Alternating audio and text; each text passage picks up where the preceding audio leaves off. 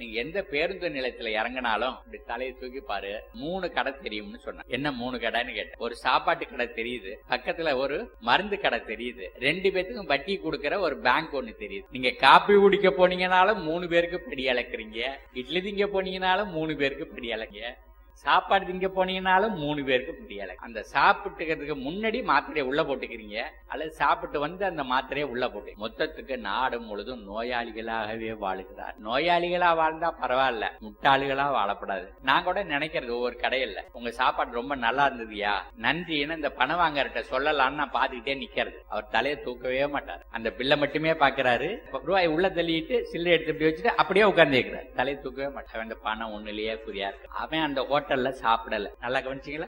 அவனுக்கு தெரியுது இந்த ஹோட்டல்ல இருக்கிறது சாப்பிடக்கூடியது இல்ல.